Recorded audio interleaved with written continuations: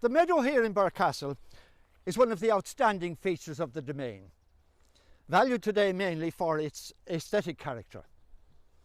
But 100 years ago, just about every other field in Ireland would have been much the same as this, with the same diverse assemblage of different grass species and wild flowers, grazed by cattle and sheep or fed to them in hay. But over the last 50 years or so, these species-diverse grasslands have all but disappeared, replaced by a monoculture of just one grass species, perennial ryegrass, and one other herb, white clover, because such a sward is capable of producing higher quantities of forage, but only if liberal quantities of artificial fertiliser and slurry are applied. In recent decades, we have become increasingly aware of the hidden costs of this nutrient enhancement. Over and above the ever-increasing price of fertiliser, because the manufacture of fertiliser is very energy intensive and that energy comes from oil. But over and above that, the increased nutrient enhancement of the fields is one of the main contributors to the deterioration of Ireland's water quality, because ammonia and nitrate in fertiliser is soluble in water and readily finds its way into groundwater and from there into rivers and lakes. Which is why today every care is taken to ensure that the nutrient applied to the fields is taken up by the plants it's intended to nourish.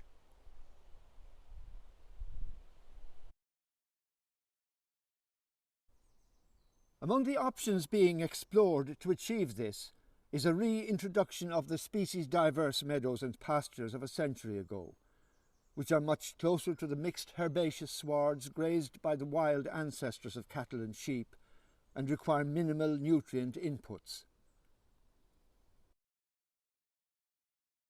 Apart from the economic, environmental and nutritional disadvantages, the switch to a ryegrass monoculture has had serious effects on the biodiversity of the fields.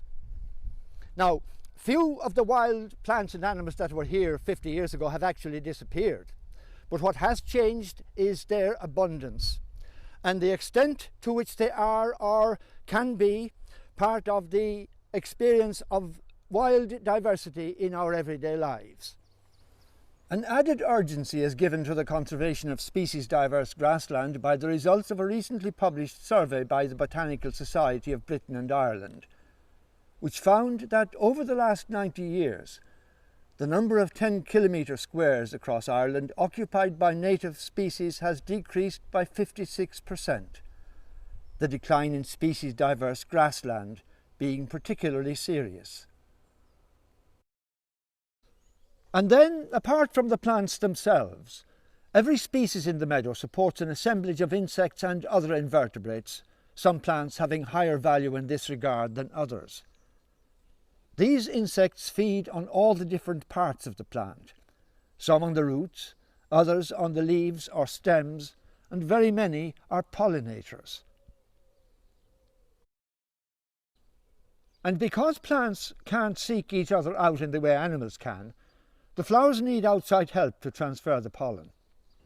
For this they can use the wind, which is how grasses and most trees are pollinated, or they can enlist the help of animals, which in our part of the world means insects for the most part. Nearly half of insect pollinators are bees, of which we have 100 species in Ireland, 21 of them bumblebees, and 78 solitary bees such as these, each of which has her own individual apartment which she provisions for her small family. Almost uniquely, bees use both nectar and pollen as foods and rely on them totally for both adult and larval nutrition. So the decline in the abundance of nectar-producing flowers means that bees in particular decline as a result.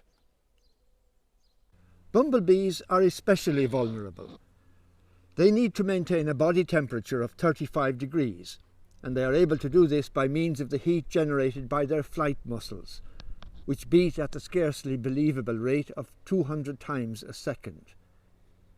This uses up an enormous amount of energy, which is why the abundance of nectar-rich flower species such as clovers and vetches, and not merely their presence on a list, is so important. Butterflies also depend heavily on grassland flowers. As adults, the only thing they feed on is the nectar of flowers, and as caterpillars they feed on other parts of the plants, each species having its preferred range of flowers. There is a particularly close association between butterflies and plants in the pea family, because butterflies evolved around 100 million years ago from a group of night-flying moths whose caterpillars fed on ancestral legumes, and the evolution of the two has run in parallel ever since. The caterpillars of many others feed on grasses, among the most common of these grass feeders being the meadow brown and the small heath. Hoverflies are also very important pollinators, sometimes rivaling bees in importance. Several groups of moths are important pollinators, but they are less obvious to us because the adults of most moths are out and about when most of us are asleep. A common species is the small elephant hawk moth, which feeds mainly on bedstraws. The six-spot burnet moth is an eye-catching exception because it visits the flowers of thistles and knapweeds during the day, while its caterpillars are feeding on bird's foot trefoil.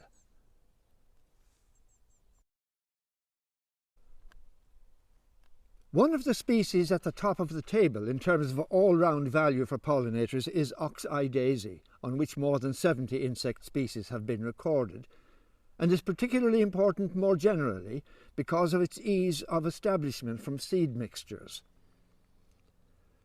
Several other species that are common in the meadow also rank among the top dozen in a general classification that takes ease of establishment into account.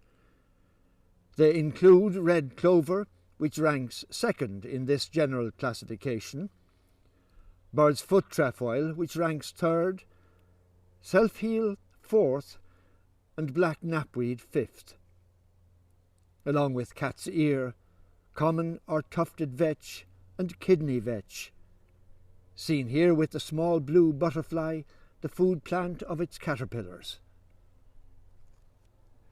We could fill a library with stories of all the tiny lives that are lived out in this microcosmic jungle. And for all that we know about them nowadays, the more we know, the more we realise how much more there is to know. The great young mid-19th century Offaly naturalist and microscopist Mary Ward was a regular visitor to Birr Castle, which was the home of her first cousin, the 3rd Earl of Ross, and she had a particular interest in the insects of meadowland.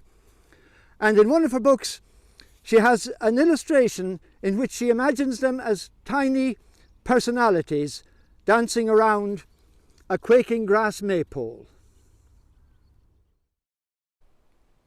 It may be fantasy, but the stories of the lives they really lead, each hidden from our casual, unobservant eyes, are more amazing than anything we could ever imagine.